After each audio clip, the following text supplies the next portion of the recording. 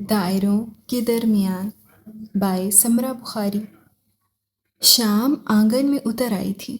रात के खाने की तैयारी के लिए बावर्ची खाना आबाद हो चुका था।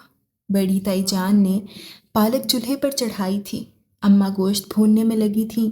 शाइस्ता दिन भर में होने वाली धुलाई के कपड़े मर्दों के घर लौटने से पहले पहले बक्सों और अलमारियों में रख चुकने के बाद अब बच्चों की इधर उधर फैलाई चीज़ें समेटने में शबाना की मदद कर रही थी। गर्ड्स हर तरफ मसरूफियत का आलम था और एक ख़ास तनाव की कैफियत छाई हुई थी। दादी बार बार किसी न किसी का नाम लेकर पुकारती, फिर पूछती, फला काम तो हो चुका है ना? लड़कों के कमरे साफ है ना? कोई चीज़ बिखरी हुई तो नहीं? तुम्हारे अब्बा सुबह मोज़े धोने को दे गए थे, वो तो धो दिए थे ना? सफ़र की किताबें ठीक से रखी थीं या नहीं? वाजिद का तौलिया कमरे में पहुंचाया या अभी तक अलगनी पर टंगा हुआ है? लड़कियां और घर की औरतें रोज़ाना ही अपनी तरफ से मुतमईन होकर बैठती थीं, मगर पता नहीं क्यों कहीं ना कहीं कोई गलती हो जाती, कोई ना कोई काम भूल ही जाता, और इसके बाद घर की तमाम औरतों को मर्द फूहड़ और काहिल करार दे देते थे। मरियम, तुमसे कहा था क्यारी से पुदीना तोड़ लाओ, अभी तक नहीं लाई। अम्मी ने बावर्ची खाने की खिड़की से सर निकालकर बरामदे की सीढ़ियों पर बैठी सोचों में गुम मरियम को पुकारा था। अम्मी, हर रोज़ तो चटनी बनती है, आज नहीं बनेगी तो कौन सी कयामत आ जाएगी? एहे, खुदा का खौफ करो, क्यों बाप और चचा से जूते खाने का प्रोग्राम है? तुम्हें पता है ना चटनी के बगैर वो निवाला नहीं तोड़ते। मुसीबत, वो मुंह ही मुंह में बड़बड़ाई। सलबट्टे पर चटनी पीसना कौन सा आसान काम है? फिर जरा भी जो मोटी रह जाए तो सलवातें शुरू हो जाती हैं। सुस्ती से अंगड़ाई लेती वो उठी और क्यारी से पुदीने के पत्ते चुनने लगी। कड़वा कड़वा सा जायका होता है, पता नहीं अब्बा और चचा की जान क्यों है इसमें। रोटी हजम नहीं होती इसे खाए बगैर। 2 टाइम मुझे बहुत बुरे लगते हैं। एक सुबह का, जब ये सारे जान के दुश्मन अपने अपने कामों से घर से निकलते हैं, हम पर जैसे एहसाने अजीम फरमाते हैं। शामत आ जाती है हमारी, इनके जाने के 1 घंटा बाद तक मेरी तो टांगें दुखती रहती हैं। दोपहर सुकून से गुजरती है, शाम को फिर ये क़यामतें नाजिल हो जाती हैं। एक रोज़ दादी की बातें मैंने चिपके चिपके सुनी थी। वो समझी मैं सो रही हूँ और अपनी जानिब से बड़ी राजदारी बरत रही थी। हल्की आवाज़ में ताई जान से कह रही थी, लड़कियाँ अगर ख़ानदान में ही खप जाएं तो अच्छा है। लड़के भी मौजूद हैं, ज़्यादा नहीं थोड़ा बहुत तो कमा ही लेते हैं, फिर मिलजुल कर रहें तो कम तनख्वाह में भी गुजारा हो जाता है। और ताई जान दादी की हाँ में हाँ मिलाई जा रही थी। अल्लाह, मेरी तौबा, शादी के बाद में इस घर से जान नहीं छूटेगी। बस यहीं पैदा हुए हैं, यहीं मर जाओ। पता नहीं मेरा जोड़ किस कमबख्त के साथ बनता है। वैसे तो सारे ही बदबख्त हैं, चिड़चिड़े, नकचड़े, आलू जैसी शक्लों वाले। वो मेरी दोस्त बीना के भाई किस कदर हंसमुख हैं, और यहाँ तो लगता है हंसना इन पर हराम करार दे दिया गया है। अगर इस घर का कोई मर्द हंसा तो उसे कड़ी सज़ा मिलेगी। मुंह काला करके 100 कोड़े लगाए जाएंगे। वैसे मुंह काला होने के बाद ये सब कैसे लगेंगे? सोच कर ही उसे हंसी आ गई। जफरी तो है ही काला, इसे तो खैर से कोई फर्क ही नहीं पड़ेगा। ए मरियम, अकेले हंसी जा रही हो, पागल तो नहीं हो गई? शाइस्ता बच्चों के फैलाए खिलौने समेटते सहन में आई थी और उसे हंसते देखा तो ठिठक गई। इस घर में हंसी तो किसी को आती नहीं, किसे शरीक करूं, अकेले ही हंसना पड़ता है। वैसे हंस क्यों रही थी? इस घर के अफराद पर हंस रही थी। कैसे हैं सबके सब? तुम भी इन्हीं में शामिल हो। शाइस्ता ने मुंह बनाकर याद दिलाया। नहीं, नाराज मत हूँ मैं, असल में इस घर में बसने वाले हुक्मरान पार्टी की बात कर रही थी। शर्म करो, अपने बाप भाइयों का मजाक उड़ाती हो। इस घर की तमाम खवातीन के नज़दीक ये गुनाह कबीरा था। वो तो ऐसा सोच भी नहीं सकती थी। पता है, पहले मैं भी यही समझती थी, मर्द होते ही ऐसे हैं, मगर अब मुझे पता चल गया है मर्द सही दिमाग के भी हुआ करते हैं। फिर बकवास कर रही हो? अरे जो खिलाते पिलाते हैं वो तो इन दाता होते हैं, और हम जो पका कर देते हैं, इनके कपड़े धोते हैं, जूते पॉलिश करते हैं, कमरे साफ़ करते हैं, कपड़े इस्त्री करते हैं, इनकी चीज़ें सेट करके रखते हैं, वो किसी खाते में नहीं। अगर ये सब कुछ इन्हें खुद करना पड़े तो दिमाग ठिकाने आ जाए। क्यों वो ये सब करें? वो मर्द हैं, अल्लाह ने इन्हें हुक्मरान बनाया है। पता नहीं अल्लाह ने बनाया है या खुद बन बैठे हैं। मरियम, ओ अहमक, अगर पुदीना तोड़ लिया है तो इधर आ, मर जा। आ रही हूँ अम्मी। اس نے سارے چنے ہوئے پتے دوپٹے میں ڈالے اور باورچی خانے میں آئی۔ اکتوبر کا مہینہ تھا، صبح اور شام ٹھنڈی، جبکہ دوپہر کو سورج چمکتا تھا اور پنکھے چلائے بغیر گزارا نہیں ہوتا تھا۔ یہاں 4 چولہے تھے، اس وقت سب بھی مصروف تھے۔ امی پالک بنا رہی تھیں، دوسرے چولہے پر گوشت بھونا جا رہا تھا جس میں پالک ڈالی جانی تھی۔ چچی نے دودھ کا بڑا سا پتیلا چولہے پر دھر رکھا تھا اور چوتھے پر تایا ابا کے لیے کوئی پنجیری تیار کی جا رہی تھی۔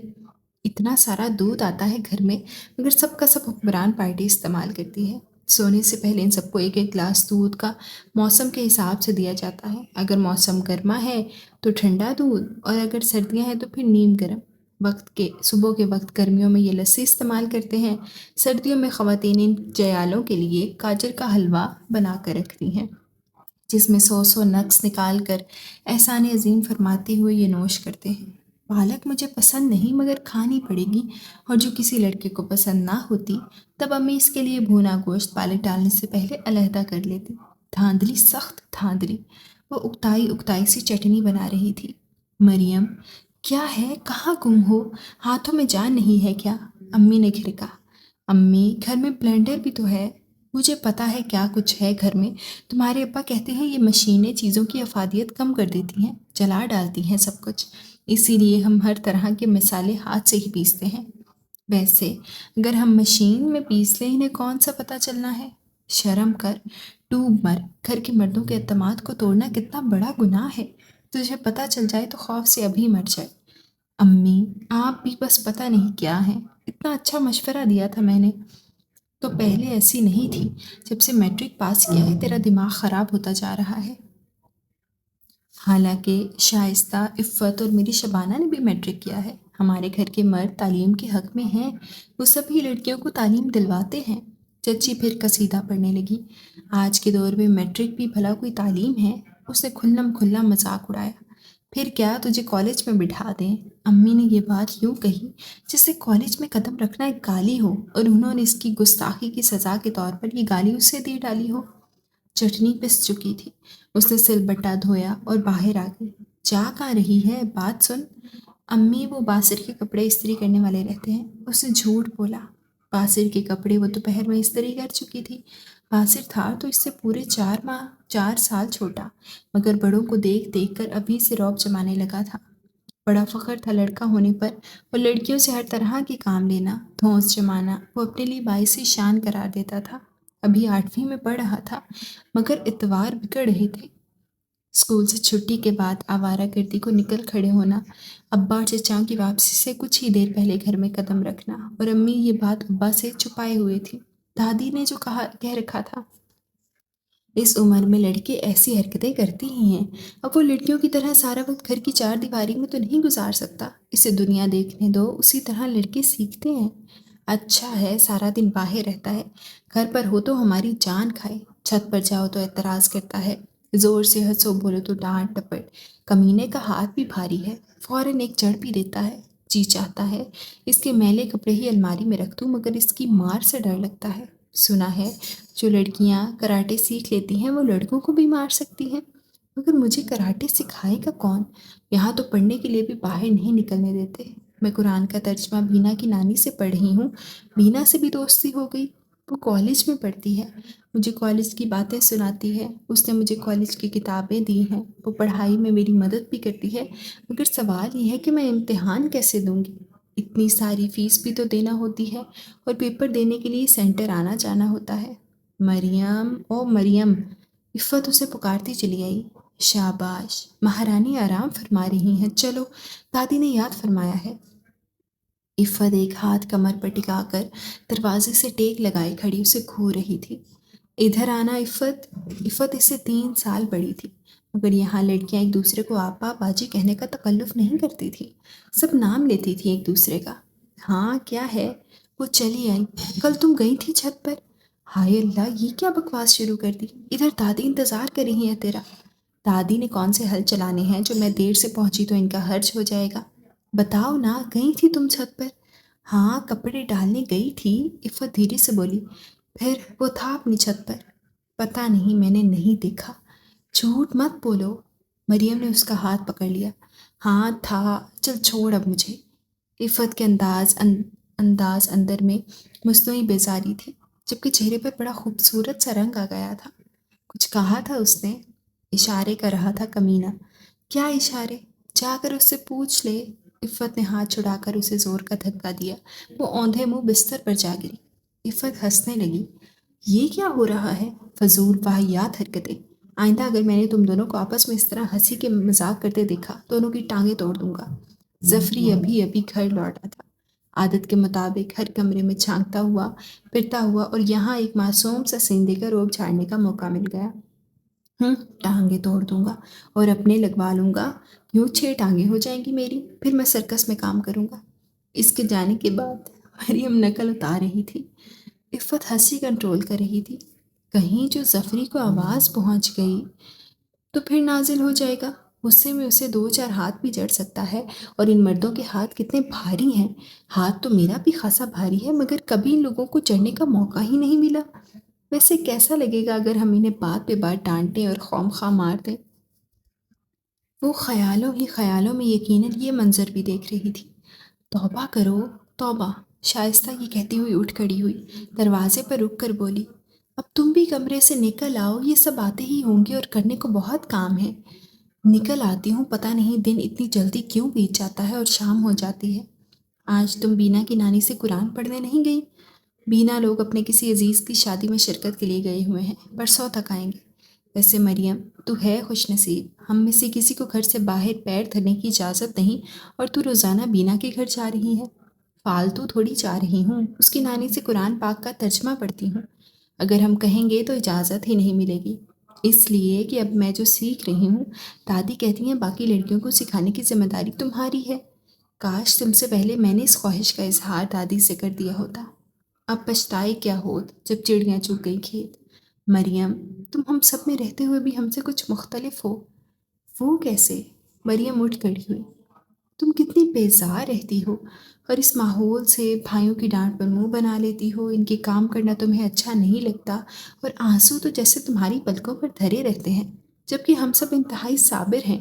یہ لوگ کچھ بھی کہہ لیں، ہنس کر ٹال جاتے ہیں، جھر نہیں بہاتے، ان کے کام عبادت سمجھ کر کرتے ہیں، اور ہمیں اپنے گھر والوں سے کچھ زیادہ شکایت بھی نہیں۔ آخر وہ جو کرتے ہیں ہمارے بھلے کے لیے تو کرتے ہیں۔ جی ہاں، بہت پیار ہے انہیں ہم سے، بڑی ہمدردی رکھتے ہیں وہ ہمارے لیے، ہمیں دیکھ دیکھ کر جیتے ہیں، ہمارے بغیر سانس بھی نہیں آتی انہیں۔ عورت کا درجہ مرد سے کمتر ہے، شائستہ نے سمجھایا۔ پتہ نہیں کس نے کہا ہے یہ تم سے؟ دادی کہتی ہیں۔ جی ہاں، دادی سے تو فرشتے ہم کلام ہوتے ہیں، نہ پیغام نکل آتے ہیں اللہ میاں کی طرف سے۔ کچھ خدا کا خوف کرو، شائستہ دہل کر بولی، پھر کہنے لگی، دادی کہتی ہیں مریم کچھ سرکش ہے، اس لیے اسے قرآن پاک پڑھوا رہی ہوں تاکہ اس کے مزاج میں نرمی پیدا ہو، عورت کو اکڑ زیب نہیں دیتی۔ دادی عورت ہو کر عورتوں کے حقوق غصب کر رہی ہیں، پتہ نہیں کیسا پتھر دل ہے ان کا۔ سچ اگر میں دادی ہوتی تو تم سب لڑکیوں کو کھلی آزادی ہوتی، لڑکوں کے گھر جانے کے بعد تم سب کو کالج روانہ کر دیتی، کام کرنے کے لیے 2 نوکر ہوتے، اور کالج سے واپسی پر بس تمہیں مل جل کر دوپہر کا کھانا بنانا پڑتا، وہ اس لیے کہ یہ کام عورت کے لیے باعث فخر ہے، اور جو عورتیں اپنے کام چھوڑ کر مردوں کی نقل کرتی ہیں اور پھر اس پر فخر بھی کرتی ہیں، وہ مجھے پرلے درجے کی احمق بے وقوف لگتی ہیں۔ اری بے وقوف ہو، اس طرح تو تم خود یہ اظہار کرتی ہو کہ مرد کو اپنے سے افضل اور اس کے کرنے والے کاموں کو برتر سمجھتی ہو۔ او بے ہدایتو، بے عقلو، کمروں میں گھسی بیٹھی ہو، پتہ بھی نہیں ہوتا کتنے کام ہوتے ہیں اس وقت۔ غصے میں بھری چچی چلی آئیں۔ چلو دادی اماں، اس عزت افزائی کے بعد ہو سکتا ہے آپ کے مزاج میں مزید عاجزی پیدا ہو جائے۔ شائستہ کو ہنسی آ گئی۔ بھابھی کہاں ہیں تمہاری؟ چچی نے شائستہ سے پوچھا۔ منا رو رہا تھا، اسے لے کر اوپر اپنے کمرے میں گئی ہیں۔ شاباش ہے اس کی عقل پر، پتہ بھی ہے میاں گھر آنے والا ہے، اس وقت بجائے استقبال کو موجود رہنے کے بچوں کو لے کر کمرے میں چلی گئی۔ روز ہی تو استقبال کرتی ہیں صاحب بہادر کا، آج نہ کریں گی تو کون سا فرق پڑ جائے گا؟ مریم، تم اپنی زبان بند رکھا کرو۔ چلو شائستہ، تم جا کر منی کو بہلاؤ اور غزالہ سے کہو جب تک رفیع میاں نہیں آ جاتے وہ نیچے ہی رہے، اور مریم تم آ کر برتن میز پر لگاؤ، کل تم اچار رکھنا بھول گئی تھی، تمہاری اس بھول پر ہم سب کو کتنی باتیں سننا پڑی تھی، آج دماغ کو حاضر رکھنا۔ وہ پھوہڑ عورت، میرے کپڑے کہاں رکھ دیے ہیں؟ باہر نکلی تو ابا کے چلانے کی آواز سنی، اور یہ تو گھر تشریف لے آئے ہیں، امی تو دادی کے کمرے میں ہوں گی، ان تک یہ دھاڑ کہاں پہنچے گی بھلا؟ وہ امی کو تلاش کرنے لگی، ملی تو ابا کا پیغام سنا دیا۔ امی کے ہاتھ پاؤں پھول گئے، جیسے تیسے اپنے کمرے کو روانہ ہوئی۔ وہ چچی کا بتایا کام کرنے چل پڑی۔ پالک گوشت امی نے بنایا تھا، بھابھی نے کوفتے بنائے تھے۔ بھابھی کے ہاتھ کے بنے کوفتے مریم کو بے حد پسند تھے، مگر پتہ نہیں یہ لڑکی کھانا چاہتے ہیں، کیا معیار ہے ان کا، ان کی پسند کا کچھ پتہ نہیں چلتا۔ ابا تو شکر ہے آج خاموش تھے، پالک گوشت رغبت سے کھا رہے تھے۔ امی نے سالن سے اچھی اچھی بوٹیاں چن کر ان کی پلیٹ میں ڈال دی تھی۔ چٹنی پر اعتراض کیا، مگر یہ نہیں بتا سکے کہ آخر اس پہ خرابی کیا ہے۔ تم کوئی کام تو دھیان سے کر لیا کرو۔ رفیع بھائی کوفتے پلیٹ میں بھرنے کے بعد کھاتے جا رہے تھے، اور بھابھی پر اعتراض بھی ساتھ ساتھ تھا۔ اتنا موٹا قیمہ پیسا ہے، ذائقہ نام کو نہیں۔ اس گھر کی تمام عورتیں عقل سے کوڑی اور ہڈ حرام ہیں۔ یہ تو ہم ہیں جو برداشت کیے جا رہے ہیں، کوئی اور ہوتے تو چٹیا پکڑ کر دفان کر چکے ہوتے۔ یہ چچا تھے۔ مریم نے ایک نظر حاضرین پر ڈالی۔ تمام مرد حضرات تیوری چڑھائے دھڑا دھڑ کھانے پر نوکس نکالنے میں مصروف تھے، اور خواتین مجسمہ شرمندگی کھانے سے ہاتھ روکے سر جھکائے مغلزات سن رہی تھیں۔ ایک ٹھنڈی سانس کھینچ کر وہ اپنی پلیٹ پر جھک گئی۔ خواتین میں وہ واحد لڑکی تھی جو کھانا کھا رہی تھی۔ ابا نے پانی کے جگ کی جانب ہاتھ بڑھایا، امی لپک کر آئیں اور ان کا گلاس پانی سے بھر دیا۔ تایا نے سلاد کی پلیٹ کی جانب نگاہ کی۔ تائی جان نے جلدی سے سلاد ان کے لیے نکال دیا۔ آج دادی میز پر نہیں آئی تھی، موسم بدل رہا تھا، اس لیے اب وہ اکثر اپنے کمرے میں ہی کھانا کھاتی تھی۔ اگر وہ موجود ہوتی، محفل کا لطف دوبالا ہوتا۔ مریم نے دل میں انہیں یاد کیا۔ اگر تیرا پیٹ بھر گیا ہے تو جا کر میرے کمرے سے دوا اٹھا لا۔ ابا نے پلیٹ پر جھکی مریم کو قہر بھری نگاہ سے دیکھتے ہوئے کہا تھا۔ میں لے آتی ہوں جی۔ امی حکم بجا لانے کو بےتاب تھی۔ نہیں، تم بیٹھی رہو، اس طرح تم نے اس کا دماغ خراب کر رکھا ہے، سوائے کھانے کے سے کوئی کام نہیں، حرام خور، میں کھال ادھیڑ کر بھس بھروا دوں گا اس میں، چل دفعہ ہو دوا لے کر آ۔ مریم کو یوں لگا کسی نے گرم گرم تیل اس کے جسم پر انڈیل دیا ہو۔ اف، کتنی جلن ہو رہی تھی۔ توہین کا شدید احساس اس کی سمجھ میں نہیں آ رہا تھا، وہ کیا کرے؟ آخر کیا قصور سرزد ہوا تھا اس سے؟ سب کے سامنے 2 منٹ میں ذلیل کر چھوڑتے ہیں۔ دونوں بچے گڈو اور بیبی منہ پر ہاتھ رکھ کر ہنسی روک رہے تھے۔ سب لڑکوں کے چہروں پر مسکراہٹ تھی، ہماری بے عزتی پر بہت خوش ہوتے ہیں۔ مجھے بھی ایک روز بدلہ لینا ہے ان سے۔ اس کے اندر بڑی شدت سے ٹوٹ پھوٹ جاری تھی۔ جب وہ دوا لے کر واپس آئی تب چچا عفت پر بری طرح برس رہے تھے۔ اس نے حاضرین کی جانب دیکھا اور اسے لگا یہ سب صرف اور صرف کھانے کی طرف متوجہ ہیں۔ عفت کے ساتھ کیا ہو رہا ہے کسی نے نوٹس ہی نہیں لیا۔ یہ سب مجھ سے خور کھاتے ہیں، مجھے ڈانٹ پڑے تب انہیں دلی سکون حاصل ہوتا ہے۔ کسی دوسری لڑکی سے ایسی دشمنی نہیں ہے، اور یہ ظفری سب سے زیادہ مکار ہے، بالکل کسی لومڑ کی طرح، مگر لومڑ بھی اتنے کالے ہرگز نہیں ہوتے ہوں گے، میں نے کبھی لومڑ ہی نہیں دیکھا۔ حد ہو گئی، کم از کم کوئی تصویر۔ مریم، فریج سے سویٹ ڈش اٹھا لاؤ۔ تائی جان کی آواز نے خیالات اتر بتر کر دیے۔ بد دلی سے وہ سویٹ ڈش لینے چل پڑی۔ ادھر ابا کو دو، تمہیں اتنی تمیز نہیں ہے، پہلے بڑوں کو دیتے ہیں، ظاہر ڈانٹ رہا تھا۔ اس نے تاثرات چھپاتے ہوئے ڈش تایا کے سامنے رکھ دی۔ آج پھر کسٹرڈ؟ وہ دھاڑی، جی میں نے اس میں پھل اور کیک ڈالا ہے، سادہ کسٹرڈ نہیں ہے۔ تائی نے ڈرتے ڈرتے وضاحت کی۔ آرام طلب، اناج کے دشمن، پتہ ہے نا کسٹرڈ بغیر محنت کے بن جاتا ہے، اس لیے روزانہ کسٹرڈ ہی ملے گا، یہی تو اس گھر کی عورتوں کی خرابی ہے۔ ابا تنزیہ مسکرائے۔ جی کل کھیر بنا لیں گے۔ خواتین مجرم بنی ہوئی تھیں۔ بڑی مہربانی ہوگی، 7 پشتوں پر احسان ہوگا، میں کھیر نہیں کھا سکتا، میرے لیے کچھ اور بنا لینا، چچا نے چچی سے کہا تھا۔ وہ اس بات میں سر ہلانے لگی۔ میسنی مکار، سامنے کیسی جی جی کرتی ہے۔ چچا کو ان کی سعادت مندی پر بھی غصہ آیا۔ کیا کروں، ایسا کیا کروں جو یہ سب مغرور بدزبان مرد ایک لمحے کے لیے ہی صحیح چونک اٹھے، حیران رہ جائیں۔ مریم کے اندر پھر بغاوت مچلنے لگی۔ کھانا کھا کر مرد اپنے اپنے کمروں کو سدھارے، ساتھ ہی ہاتھ باندھے سر جھکائے بیویاں بھی نقش پا دیکھتے ہوئے اسی راہ پر چل پڑی۔ لڑکیوں نے برتن اٹھائے، دھوئے اور جگہ پر رکھے۔ اس کے بعد معمول کے مطابق یہ لوگ دادی کے کمرے میں چلی آئیں۔ کیا ہوا؟ کیوں چیخ رہا تھا حبیب بیچارہ؟ آج پھر تمہاری ماں نے اس کی پسند کے مطابق کھانا نہیں بنایا ہوگا، پتہ نہیں کس بات کا انتقام لے رہی ہے یہ عورتیں میرے بچوں سے۔ دادی، آج کھانا مزیدار تھا نا؟ مریم ان کے بستر پر آ بیٹھی جبکہ باقی تینوں کرسیوں پر بیٹھی تھی۔ دادی یہ پسند نہیں کرتی تھی کہ لڑکیاں ان کے بستر پر بیٹھیں، انہیں بستر ناپاک ہونے کا اندیشہ لاحق ہو جاتا تھا۔ وہ اکثر نماز بستر پر پڑھتی تھی اور کیا پتہ لڑکی کس حالت میں ان کے بستر پر آ بیٹھی ہو۔ مریم بیٹھ گئی تھی، ان کی بات سننے میں مگن، انہوں نے توجہ نہیں دی تھی۔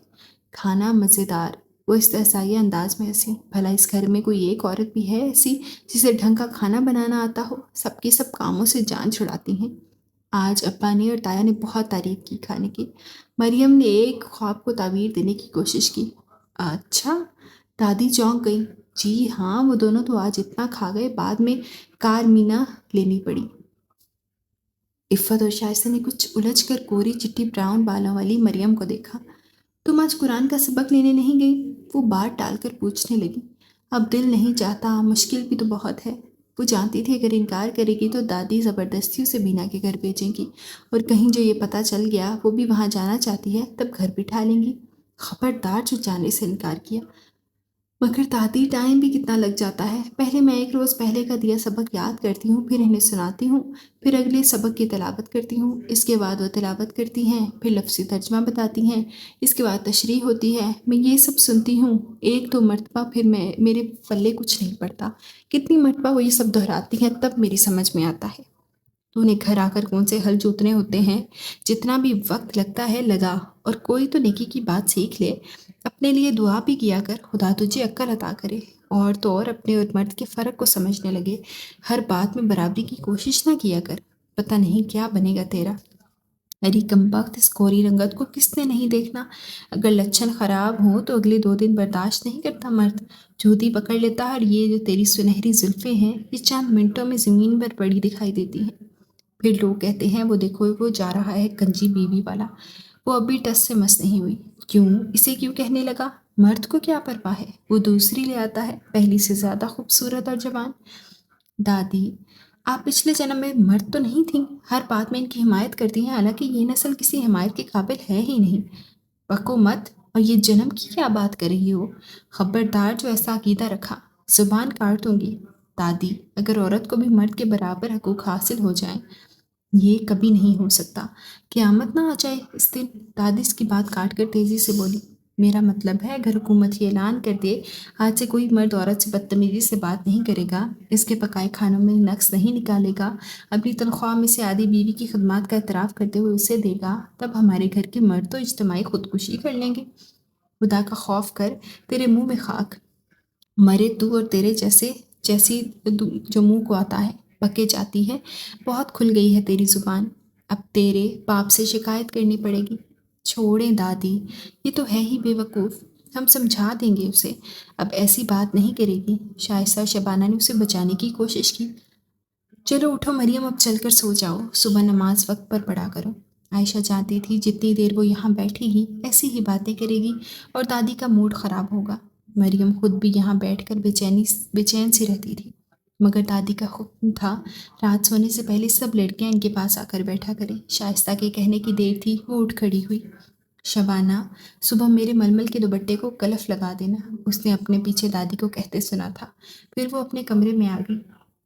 اگر لائٹ جلائی، دروازے کے پردے برابر کیے، الماری سے اپنی کتابیں نکالی اور لحاف میں آ بیٹھی۔ اسے پتا تھا اس وقت کوئی ڈسٹرب کرنے والا کمرے میں نہیں آئے گا۔ آدھا گھنٹہ وہ آرام سے پڑھتی رہی، پھر شائستہ اور شبانہ چلی آئیں۔ عفت کہاں رہ گئی؟ کتاب سے نگاہ اٹھا کر اس نے ان دونوں کو دیکھا۔ وہ دادی کے لیے دودھ گرم کر رہی ہے۔ تم یہ بتاؤ کب تک پڑھو گی؟ سچ، ہر روز تمہاری اس پڑھائی کی وجہ سے ہمیں بھی دیر تک جاگنا پڑتا ہے۔ کیوں؟ تمہیں کیا مسئلہ ہے؟ آنکھیں بند کرو اور سو جاؤ۔ نہیں، جب تک لائٹ آف نہ ہو مجھے نیند نہیں آتی، شبانہ نے کہا، اور شائستہ بھی ہاں میں ہاں ملانے لگی۔ پلیز میری خاطر، بہنیں نہیں ہو تم لوگ میری؟ ایک تو اس گھر میں سب لڑکیوں کو ایک ہی کمرہ الاٹ کیا گیا ہے، اور لڑکیوں کے لیے اتنا بڑا بڑا ایک کمرہ، چاہو تو بندر کی طرح اچھلو کودو، چاہے تو گدھے کی طرح لوٹے لگاؤ۔ اچھا پھر تقریر نہیں، اب جلدی جلدی پڑھو اور جو بھی پڑھنا ہے۔ شائستہ اس کے برابر میں اپنے بستر پر آ بیٹھی۔ ویسے مریم، پڑھنے سے تمہیں کیا فائدہ؟ بھلا پیپر کیسے دو گی گھر میں آ کر؟ تمہارے ابو کو پتہ چل جائے گا ان کی مرضی کے بغیر تم ایف اے کر رہی ہو، کھال کھینچ لیں گے تمہاری۔ ابا کو بتائے گا کون؟ پھر کس طرح پیپر دو گی؟ آخر فیس بھی تو بھرنا ہوتی ہے، کہاں سے لاؤ گی اتنے پیسے؟ میرے پاس یہ سونے کی چین اور بالیاں تو ہیں، یہ بیچ دوں گی۔ تمہارا اللہ ہی حافظ ہے۔ شبانہ دھپ سے بستر پر گر پڑی۔ ویسے مریم، میری سمجھ میں نہیں آتا تم اتنی دلیر کس طرح ہو؟ آخر ہمارے ساتھ ہی پلی بڑی ہو۔ اس کی تایازاد شائستہ اس سے پیار بھی بہت کرتی تھی اور کچھ رشک بھی آتا تھا اس پر۔ تم لوگ حالات کے آگے ہتھیار ڈال بیٹھے ہو اور میں بغاوت پر آمادہ ہو گئی ہوں۔ بڑے آرام سے اس نے کہا تھا۔ کیسی بغاوت مریم؟ کہ تم کیا بات کر رہی ہو؟ بغاوت تو بس بغاوت ہوتی ہے۔ اس نے شانے اچکائے۔ کیا کرو گی تم؟ پتہ ہے یہ لوگ تمہیں بڑے آرام سے جان سے مار دیں گے اور ہمیں ماتم بھی نہیں کرنے دیں گے۔ میں جینا چاہتی ہوں، مجھے زندگی سے پیار ہے، جب ہی تو میں نے ہتھیار ڈالنے کی بجائے بغاوت کا راستہ اپنایا ہے۔ اصل میں تم لوگ جانتی نہیں ہو، اطاعت قبول کر لینے کے بعد سکون تھوڑی ہو جاتا ہے، حقوق تھوڑا ہی دے دیے جاتے ہیں۔ انہیں بالکل نہیں، ہتھیار چھیننے کے بعد پابندی لگا دی جاتی ہے، اور یہ پابندی موت ہی تو ہوتی ہے۔ وہ مسکرائی۔ اتنی گہری باتیں مریم، تم کیا بنتی جا رہی ہو؟ وہ مسکرائی پھر بولی، تمہیں پتہ ہے نا میں کس قدر چٹوری ہوں، اور ہر اچھا کھانا حکمران چٹ کر جاتے ہیں۔ ہمارے لیے کچھ نہیں بچتا، سب سے کم وقت میں دال پک سکتی ہے، اس لیے ہمارے لیے پھر دال ہی رہ جاتی ہے۔ تب میرے اندر ایک لہر سی اٹھتی ہے، گرم گرم زہریلی لہر۔ جب جیب خرچ کے نام پر انہیں کتنے ہی پیسے دیے جاتے ہیں، اور ہم اسکول جاتے ہوئے گھر سے ایک روٹی اور رات کا بچا ہوا سالن لے جانے کے پابند رہے ہیں، تب بھی میں نے اپنے سر پر چونٹیاں سی رینگتی محسوس کی ہیں۔ تم نے پڑھنا ہے یا نہیں؟ شائستہ اس کی باتوں سے ہمیشہ خوفزدہ ہو جایا کرتی تھی۔ وہ بھی کتاب کی جانب متوجہ ہو گئی۔ شائستہ اور شبانہ لیٹ گئی۔ عفت کی واپسی خاصی لیٹ ہوئی۔ کہاں رہ گئی تھی؟ شبانہ نے آنکھوں پر رکھا بازو ہٹا کر پوچھا۔ وہ ظفری کے سر میں درد ہے، کہہ رہا تھا تیل ڈال دو، بس اسی میں دیر لگ گئی۔ نواب صاحب، مریم نے کتاب بند کر کے ایک طرف ڈال دی۔ تو کیا ہوا؟ بھائی ہے اس کا، شبانہ نے سمجھایا۔ اور وہ بھائی صاحب، کبھی انہوں نے بھی یہ سوچا ہے؟ بہن ہے کہ بیمار ہو، دوا لا کر دیتے ہیں، اتنا ٹائم ضائع ہوتا ہے، کسی دوست کے گھر جانا ہو، بائک موجود ہے، مگر بہن بیگنوں پر دھکے کھاتی ہی جائے گی، خود پر ہزاروں خرچ ڈالیں گے، بہن کے لیے کاٹن کا ایک سوٹ لانے کو بھی پیسے نہیں ہیں ان کے پاس۔ باجی مریم، کوئی فائدہ ہے ان باتوں کا؟ مت کیا کرو ایسی باتیں، میرا بھی دل جلنے لگتا ہے، خود بھی سکون سے رہو، ہمیں بھی رہنے دو۔ عفت سر ہاتھوں میں تھام کر بیٹھ گئی۔ بس کرو مریم، باقی سبق صبح سنا دینا، اب سو جاؤ۔ شبانہ نے اٹھ کر لائٹ آف کر دی۔ صبح پھر ایک بظاہر روشن مگر ہر دن کی طرح تاریک دن تھا۔ تایا نے بیڈ ٹی پسند نہ آنے پر ٹرے الٹ دی تھی، اب دھاڑ رہے تھے۔ لڑکیاں اسی شور پر بیدار ہوئی تھیں۔ یا اللہ خیر، کیا قیامت آ گئی! اس نے برا سا منہ بنا کر کمبل ایک طرف پھینکا تھا۔ مریم، اب اٹھ جاؤ، صبح ہو گئی ہے۔ عفت یقیناً نماز سے فارغ ہو چکی تھی۔ ہماری صبحیں کس قدر تاریک ہیں، اب بس بستر پر لیٹی تھی۔ عفت نے اس کا کمبل فرش سے اٹھا کر بیڈ پر رکھا اور بولی، ہر گھر کے تقریباً ایسے ہی حالات ہیں، بس تم آزادی کے خواب دیکھنے لگی ہو، باغی ہو رہی ہو، اس لیے گھٹن محسوس کرنے لگی ہو۔ ہر گھر کے حالات ہمارے جیسے نہیں ہیں۔ کنویں کا مینڈک تمام عمر کنویں میں بسر کرنے کے بعد یہی خیال کرتا ہے کہ دنیا یہی ہے، اور تم تو ساری دنیا دیکھ چکی ہو نا۔ شائستہ بھی اٹھ بیٹھی تھی۔ ساری نہیں، مگر تم لوگوں سے زیادہ ہی دیکھی ہے۔ تم لوگ اسکول میں بھی ایک دوسرے کے ساتھ چمٹی رہتی تھی، مگر میری کلاس کی بہت سی لڑکیوں سے دوستی تھی، ان کی باتیں سنتی تھی اور احساس ہوتا تھا ہم تو بس خوامخواہ ہی دنیا میں آ گئے ہیں۔ اور اب بینا کا گھر، وہ کچھ یاد کر کے مسکرائی۔ کتنا سکون، کس قدر خوشی اور جمہوریت ہے اس گھر میں۔ بینا کا گھر اس کے اعصاب پر سوار ہے۔ شائستہ نے یہ کہتے ہوئے بستر چھوڑ دیا۔ ایک افراتفری کے بعد مرد حضرات اپنے اپنے کام پر روانہ ہوئے۔ ان کے جانے کے بعد بھی وہ بینا کے گھر کی طرف چل پڑی۔ بینا کی نانی آج کل اپنے بیٹے کے پاس پشاور گئی ہوئی تھی، مگر اس نے گھر میں یہ بات کسی کو نہیں بتائی تھی۔ وہ اب بھی بینا کے گھر جاتی تھی، اس سے گپے لڑاتی، اس کے بھائیوں سے بھی باتیں ہوتی، اور وہ گھر واپس آ جاتی۔ آج بھی ناشتے کے بعد اس نے باورچی خانہ صاف کیا اور چادر اوڑھ کر بینا کے گھر جانے کے لیے نکل کھڑی ہوئی۔ آؤ آؤ مریم، ہم تمہیں یاد ہی کر رہے تھے۔ بینا کا چھوٹا بھائی اسے دیکھتے ہوئے بولا۔ کیوں، خیریت تو ہے اسفر بھائی؟ ان کے کہنے کے اس کے ہاں آ کر اس نے بھی کچھ شوخی سی سوار ہو جایا کرتی تھی۔ پتہ ہے ہم لوگ ٹی وی اسٹیشن جا رہے ہیں۔ ارے واقعی؟ کیا کسی ڈرامے میں کام مل گیا ہے؟ کیوں بینا باجی، آپ بتاؤ نا۔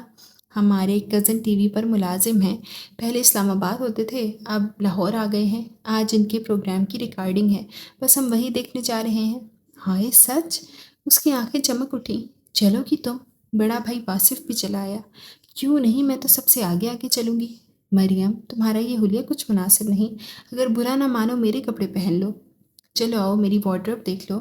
بینا اسے ساتھ لے کر اپنے کمرے میں چلی گئی۔ اس نے کاٹن کا نیلا سوٹ جس پر مسٹرڈ امبرائڈری کی ہوئی تھی اپنے لیے پسند کر لیا۔ تمہیں سوٹ بھی کرے گا، بینا نے اتفاق کرتے ہوئے سر ہلا دیا۔ اس نے کپڑے تبدیل کیے، بینا نے اس کے بال سیٹ کیے، جوتے بھی اس نے بینا کے ہی پہنے۔ کمرے سے باہر آئی، دونوں لڑکوں نے اسے اس بدلے ہوئے حلیے میں دیکھ کر خوب داد دی۔ پھر اسفر بولا، اگر تمہارے گھر والے تمہیں اس حلیے میں دیکھ لیں تو آج شام تمہارے گھر کے سامنے شامیانے اور کرسیاں لگ جائیں، لوگ جوان موت پر افسوس کے لیے جوک در جوک آئیں گے۔ بکو مت، ہم لوگ گاڑی میں بیٹھ کر جائیں گے اور گاڑی میں ہی واپس آئیں گے، کوئی نہیں دیکھے گا۔ مریم کو بینا نے بھائی کو ڈانٹا۔ آزادی کے یہ چند گھنٹے مجھے مل جائیں، میں انجوائے کر لوں، بے شک پھر وہ قتل کر دیں مجھے۔ مریم کے انداز میں بے نیازی تھی۔ تم جیسے دلیر لوگوں کو لمبی عمر جینا چاہیے اور حکومت کرتے ہوئے جینا چاہیے۔ واصف کے انداز میں ستائش تھی۔ بینا اور دونوں بھائی تیار تھے۔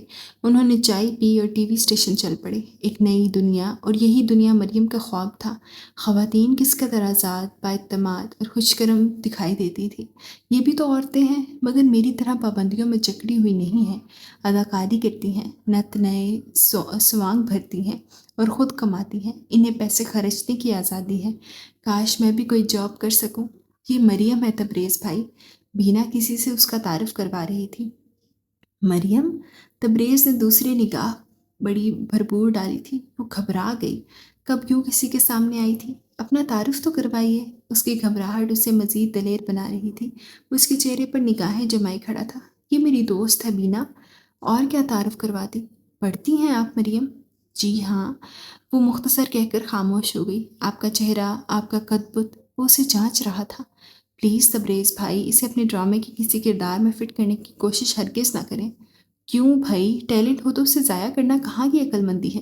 تبریز کی نگاہ مسلسل اس پر تھی۔ اور کسی کی جان ضائع ہو جائے اس کے بارے میں کیا خیال ہے؟ اسفر نے کہکا لگایا۔ کیا مطلب؟ میں سمجھا نہیں۔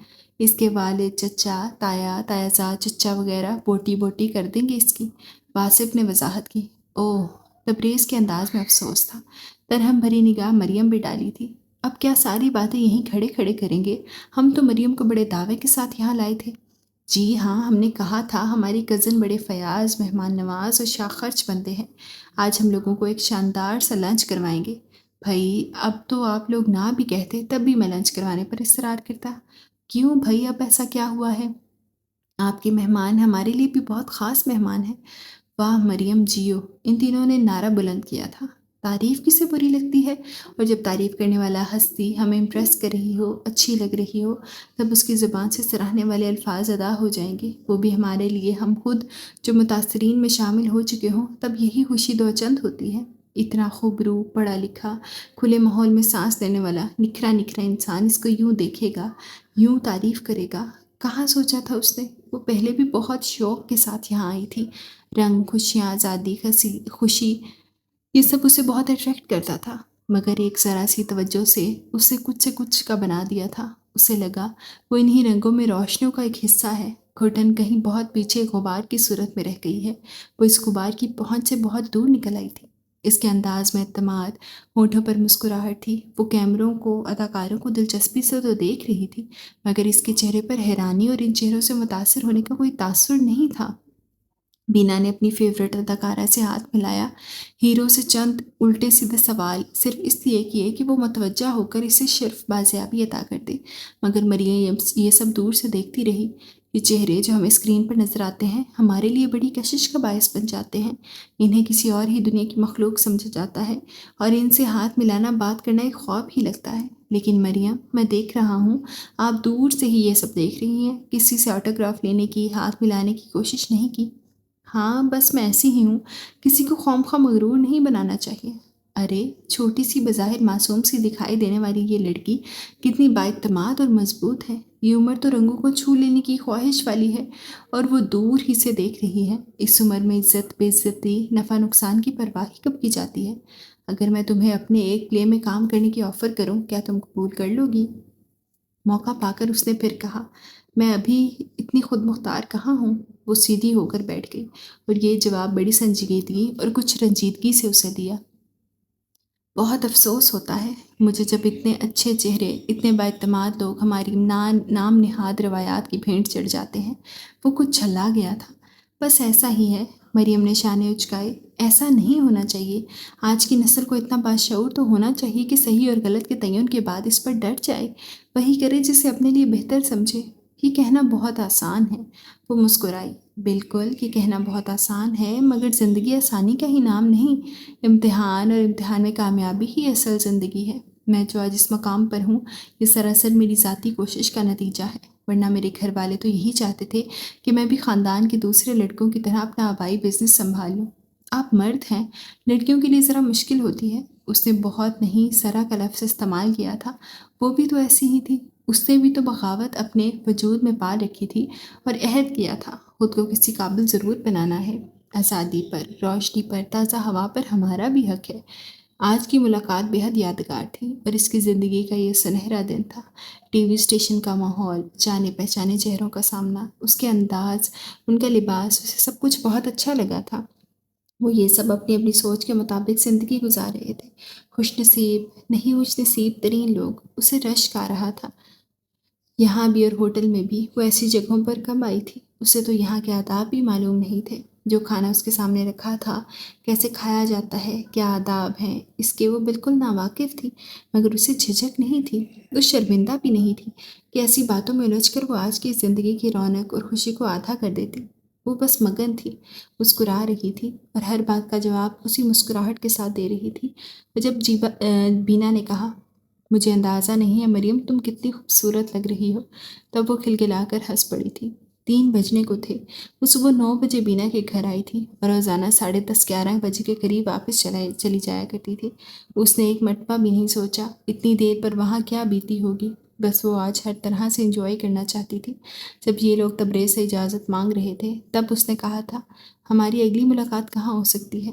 میں تو بینا باجی کے ہاں روزانہ آتی ہوں۔ اس نے بھی ٹائم بتا دیا۔ بینا کے ہاں آ کر کپڑے بدلے، اپنی بڑی سی چادر اوڑھ دی، تب وہ ہنس پڑی۔ آ گئی پھر اس حلیے میں؟ سچ مریم، آج تو تم پہچانی ہی نہیں جا رہی تھی، اور مجھے لگتا ہے آج گھر جا کر وہ مار لگے گی ایک بار پھر تمہارے لیے میری پہچان مشکل ہو جائے گی۔ ہاں مریم، مجھے بھی تمہاری فکر ہو رہی ہے۔ کیا کہو گی اتنی دیر سے آنے کے بارے میں؟ راستے میں سوچ لوں گی۔ ویسے مجھے حیرت ہے، آپ کے گھر تک مجھے ڈھونڈتا ہوا کوئی آیا نہیں۔ کیا پتہ آیا ہی ہو؟ نہیں، میں نے پوچھا ہے آنٹی سے۔ ویسے اس وقت گھر پر کوئی مرد تو ہوتا نہیں، شاید انہی کے انتظار میں ہوں کہ وہ آئیں اور میری گمشدگی کی رپورٹ درج کروائیں۔ چادر کا نقاب چہرے کے آگے کرنے کے بعد اب وہ جانے کے لیے تیار تھی۔ بڑی باہمت، بہادر لڑکی ہو تم، بینا داد دے رہی تھی۔ اگر آئندہ اس طرح تمہیں آؤٹنگ پر جانے کا ارادہ ہو تو مجھے ضرور بلا لینا۔ کیوں نہیں، اب تو وہ اچانک ہی پروگرام بن گیا، اسی لیے پہلے تم سے بات نہ ہو سکی۔ اگر آئندہ کوئی پروگرام بنا تو 1-2 روز پہلے تمہیں انفارم کر دوں گی تاکہ تم گھر میں مناسب سا بہانہ بنا سکو۔ یہ موج بھی تب تک ہے جب تک آپ کی نانی جان واپس نہیں آ جاتی۔ وہ ہنس پڑی تھی۔ ارے نہیں، میری نانی بہت سویٹ ہیں، میں انہیں بہت آرام سے منا سکتی ہوں۔ اچھا، اب چلتی ہوں، خدا حافظ۔ میں دعا کروں گی تمہارے لیے۔ بینا مسکرائی۔ چلیے، مہربانی آپ کی، ویسے میں بالکل خوفزدہ نہیں ہوں، جو ہونا ہے وہ تو ہونا ہی ہے، پھر خواہ میں ڈرنا کیسا؟ بینا کے گھر سے اس کا گھر 10 منٹ کی پیدل مسافت پر تھا۔ وہ گھر میں داخل ہوئی۔ شور ہنگامہ تو یہاں کبھی بھی برپا نہیں رہتا تھا، مگر آج کچھ غیر معمولی خاموشی کا احساس ہوا تھا۔ سب سے پہلے کچن میں جھانکا۔ یہاں عفت اور شائستہ موجود تھی۔ اسے دیکھ کر دونوں نے جیسے شکر کا کلمہ پڑھا۔ پھر عفت بولی، کہاں رہی تم؟ ہم تو تمہارے لیے اب رونے کا پروگرام بنا رہے تھے۔ وہ بینا کی طبیعت خراب ہو گئی تھی، گھر میں نانی کے علاوہ کوئی تھا نہیں، مجھے رکنا پڑا۔ اس نے جو بہانہ بزرگ خواتین سے کرنا تھا وہی لڑکیوں سے بھی کیا۔ فی الحال وہ انہیں راز میں شریک کرنے کا رسک نہیں لینا چاہتی تھی۔ جانتی تھی یہ لوگ حوصلہ افزائی نہیں کریں گی، ڈانٹ ٹپٹ اور نصیحتوں پر اتر آئیں گی۔ کم از کم آ کر بتا ہی جاتی، ہم نے بینا کے گھر فون کرنے کی کوشش کی تھی مگر ہمارا فون خراب ہے۔ اس نے خدا کا لاکھ لاکھ شکر ادا کیا۔ یہ تو خیال ہی نہیں آیا تھا یہ لوگ فون کر کے پتہ کر سکتے ہیں۔ کہہ تو رہی ہوں، بینا کی طبیعت خراب تھی، بہت تیز بخار ہو رہا تھا، میں تو ٹھنڈے پانی کی پٹیاں ہی رکھتی رہی، اتنا تھک گئی ہوں بتا نہیں سکتی۔ اچھا یہ بتاؤ، امی، چچی، تائی، بھابھی کہیں دکھائی نہیں دیتی؟ آج کچن میں تم دونوں ہی موجود ہو۔ دادی جان کی رشتے کی بہن انتقال کر گئی ہیں، دادی جان سمیت یہ سب لوگ 11 بجے کے ادھر گئے ہوئے ہیں۔ اوہ تب ہی، ورنہ میرا تو خیال تھا گھر پہنچتے ہی میری تو کلاس لگ جائے گی۔ کھانا بھی نہیں کھایا ہوگا تم نے، میں تمہارے لیے کھانا نکالتی ہوں، عفت ہمدردی سے کہہ رہی تھی۔ نہیں مجھے کچھ نہیں کھانا، بہت تھکن ہو رہی ہے، بس اب سوؤں گی۔ اور سنو دادی کو مت بتانا کہ میں لیٹ آئی تھی، ہمارا دماغ تو خراب نہیں ہے، جاؤ تم سو جاؤ جا کر۔ شائستہ کے کہنے پر وہ اپنے کمرے میں چلی آئی، چادر اتار کر رکھی، جوتے تبدیل کیے اور بستر پر لیٹ گئی۔ آنکھیں موند کر اس نے ایک بار پھر خود کو وہاں پہنچا لیا جہاں چند گھنٹے پہلے تھی۔ آج کا دن شاید میں ساری عمر نہیں بھول سکوں گی۔ بینا کا یہ کزن تبریز کس قدر خوبصورت اور کتنا خوش مزاج ہے، اس کی آنکھوں میں میرے لیے ستائش بھی تھی۔ کیا میں اتنی خوبصورت ہوں کہ کسی کو متاثر کر سکوں؟ وہ بستر سے اٹھی اور شدید خواہش اور شوق کے عالم میں آئینے کے سامنے کھڑی ہو گئی۔ اتنی توجہ سے اس نے پہلے کبھی خود کو نہیں دیکھا تھا۔ اسے احساس ہوا وہ واقعی خوبصورت ہے، بینا کے لیے کپڑوں میں اور بھی پیاری لگ رہی ہوگی، مگر وہ جس کا نام تبریز ہے وہ تو لاکھوں میں ایک ہے، پڑھا لکھا ہے، آزاد ماحول میں اٹھتا بیٹھتا ہے، اس کے لیے خوبصورت چہروں کی کیا کمی؟ شاید وہ ہر کسی سے ایسے ہی ملتا ہوگا، یہ اس کی عادت ہوگی۔ اس نے کچھ دکھ کے ساتھ خود کو یہ باور کرایا تھا، مگر اس کے باوجود وہ آئینے کے سامنے کھڑی رہی اور آج اپنے حسن پر مطمئن اور خوش تھی۔ ارے تم تو سونے کے لیے آئی تھی؟ شائستہ کمرے میں چلی آئی۔ ہاں سونے ہی لگی تھی، یوں آئینے کے سامنے کھڑے ہو کر، شائستہ نے ہنس کر جتایا تھا۔ نہیں، وہ تو بس یوں ہی۔ وہ پھر سے بیڈ پر آ کر لیٹ گئی۔ آج ہم لڑکیاں گھر میں اکیلی تھیں، تم ہوتی تو پروگرام ہی بناتے، اپنی مرضی کرتے، ایک اچھا سا دن گزارتے۔ ہاں اچھا سا دن، ذرا اس کی وضاحت بھی کرو گی؟ اس کے انداز میں طنز تھا، جیسے وہ ان میں سے نہیں بلکہ ان سے اونچی شے ہو اور اسے ان کا مذاق اڑانے کا پورا حق حاصل ہو۔ ہاں، اپنی پسند کا چینل لگا کر دیکھتے، پسند کا کھانا بناتے، اونچی آواز میں ڈیک لگاتے اور خوب باتیں کرتے۔ بس گھر کی اس 4 دیواری میں قید، اور تم لوگ کر بھی کیا کر سکتی ہو؟ عورت کے لیے 4 دیواری ہی اس کی دنیا ہوتی ہے۔ مریم تم خواب دیکھنا چھوڑ دو، ورنہ آنسوؤں کے سوا جھولی میں کچھ نہیں آئے گا۔ آنسوؤں سے پہلے میری جھولی بھر چکی ہے، اب جگہ ہی نہیں ہے، اس نے لاپرواہی سے کہا تھا۔ کیا سوچتی ہو تم اپنے بارے میں؟ آخر کرنا کیا چاہتی ہو؟ تمہیں یہ خوش فہمی کیوں ہے کہ ہمارے گھر کے مرد تمہیں اس قدر آزادی دیں گے؟ میری سوچ میں ان گھر کے مردوں کا کوئی وجود ہی نہیں ہے۔ اس نے شدید بیزاری کے عالم میں ناک سکوڑی تھی۔ شائستہ جو کچھ کہنا چاہتی تھی اس کے لیے الفاظ نہیں مل رہے تھے۔ کچھ دیر مریم کو دیکھتی رہی، پھر واپس چلی گئی۔ تم کیا جانو زندگی کیا ہے بیچاری لڑکیوں؟ وہ خاصی اونچی آواز میں ہنسی تھی۔ مردوں کی واپسی سے پہلے خواتین لوٹ آئیں۔ دادی خاصی تھکی ہوئی تھی، بھابھی اور چچی سہارا دے کر انہیں ان کے کمرے تک لائیں۔ ناس بیٹیوں، ساری کی ساری میرا تماشا دیکھنے اکٹھی ہو گئی ہو، اتنا نہیں ہوتا نیم گرم دودھ میں بادام ڈال کر لے آؤ۔ تھکن کے باوجود دادی کی آواز کی گونج متاثر نہیں ہو پائی تھی۔ امی فوراً کچن کی جانب لپکیں۔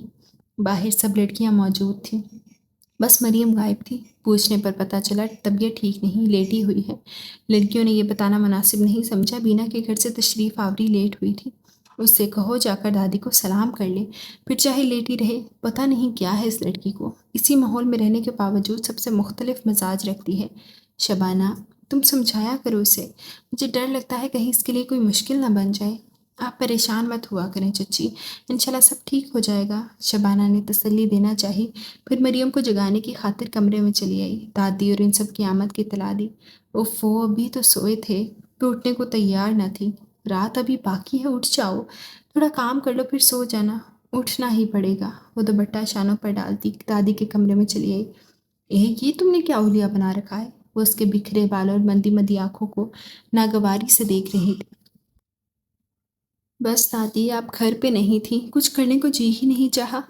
اتنی محبت ہے نا تمہیں مجھ سے، اس سے کہیں زیادہ، وہ بڑے بے نیازانہ انداز میں کہہ رہی تھی۔ مریم اب بیٹھ کیوں گئی ہو، جا کر ہانڈی دیکھو۔ امی اس کی بے تکی باتوں سے خوفزدہ رہتی تھی۔ کچن میں اس وقت عفت ہی موجود تھی، آٹا گوندھ چکی تھی، اب چاول نکال رہی تھی۔ عفت سنو، وہ قریب جا کر سرگوشی کے انداز میں بولی۔ ہاں سناؤ، عفت مصروف سے انداز میں کہہ رہی تھی۔ پھر دوبارہ دیکھا تم نے اسے؟ نظر آیا تھا وہ اپنی چھت پر؟ عفت کہاں سی گئی؟ خدا کے لیے مریم کیوں مجھے پروانے کا پروگرام ہے، کچھ عقل کرو۔ عقل تم کرو، اتنا اچھا موقع مل رہا ہے اس ماحول سے جان چھڑانے کا، پتہ نہیں تم سمجھ کیوں نہیں رہی، اور تم تو جیسے سب کچھ سمجھ رہی ہو۔ بس میں کہہ دیتی ہوں میرے حال پر رحم کرو، ایسی باتیں مت کیا کرو، بہت پچھتاؤ گی عفت۔ جب اس گھر کے ایک کونے میں دلہن بنا کر دفن کر دی جاؤ گی تب میری باتیں یاد کر کر کے رویا کرو گی۔ خود سوچو، اس گھر کا کوئی لڑکا اس قابل ہے اسے زندگی کے لیے قبول کر لیا جائے؟ مجھے کام کرنے دو۔ عفت نے سر جھٹک کر اس کی باتوں سے پیچھا چھڑانے کی کوشش کی تھی۔ اگر تمہیں اس سے بات کرتے ڈر لگتا ہے تو مجھ سے کہو، میں تمہاری اس تک بات پہنچا دوں۔ مریم، عفت کے انداز میں تنبیہ سے زیادہ حیرت تھی۔ میں مذاق نہیں کر رہی، پوری سنجیدگی سے کہہ رہی تھی۔ تم ایسی باتیں کر سکتی ہو، مجھے یقین ہے۔ عفت کے انداز میں طنز تھا۔ ٹھیک ہے، مت مانو میری بات، یہ تو وقت تمہیں بتائے گا میں نے جو کہا تھا اس میں تمہارے لیے کس قدر بھلائی ہے۔ تم یہاں کوئی کام کرنے آئی تھی یا صرف میرا سر کھانے کا موڈ ہو رہا ہے؟ مریم نے جواب نہیں دیا، سلاد کی سبزیاں نکالنے لگی۔ تبریز سے دوسری ملاقات ٹھیک 1 ہفتے بعد بینا کے گھر پر ہوئی تھی، اور مزے کی بات یہ ہے کہ جب مریم ان کے ہاں گئی گیٹ کھولنے بھی وہی آیا تھا۔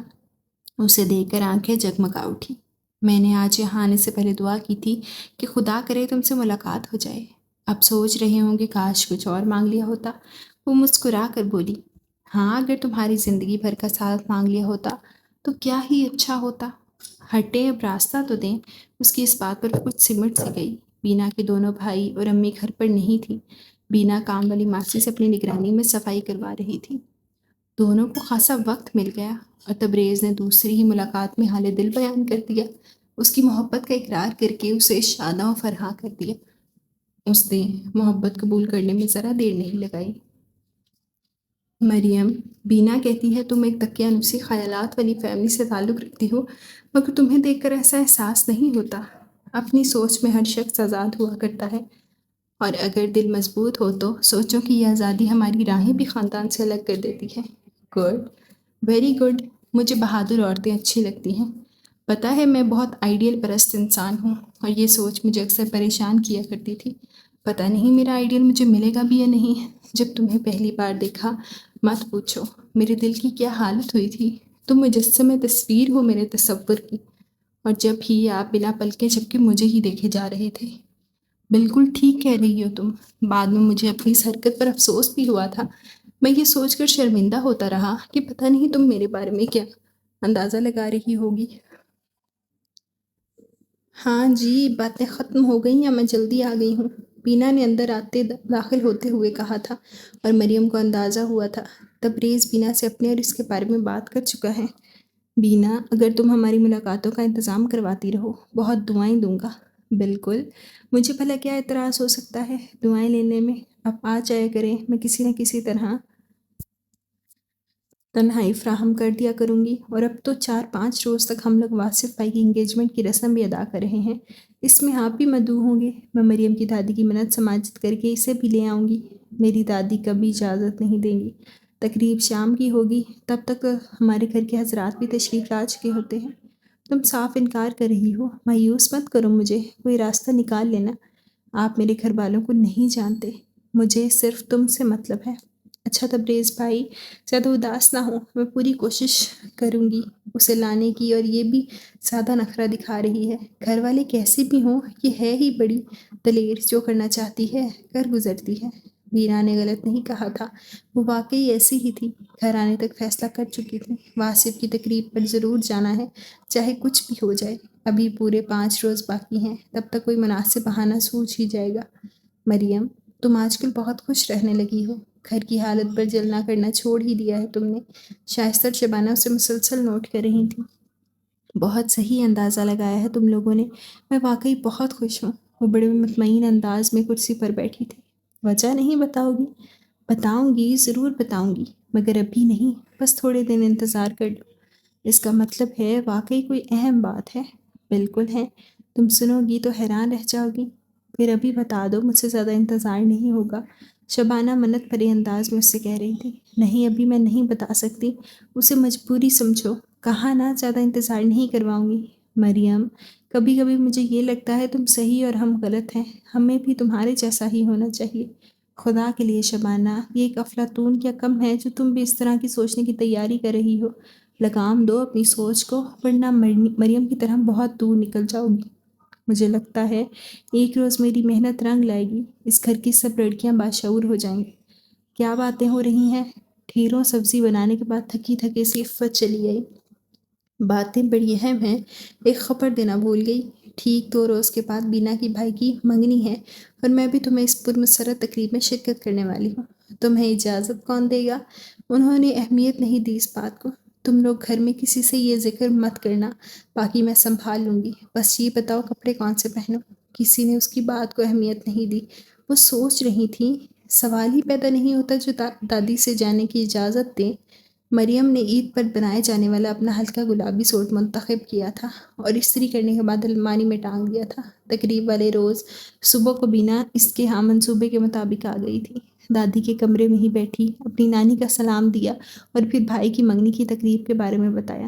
بہت مبارک ہو، خدا نصیب اچھے کرے۔ آج آپ لوگ رات کا کھانا مت پکائیے گا، کھانا ہمارے ہاں سے آئے گا۔ اوہ، یہ تو خواہ کا تکلف ہے۔ دادی سن کر بے حد خوش ہو گئیں اور اب زیادہ محبت سے بینا کے ساتھ باتیں کرنے لگی۔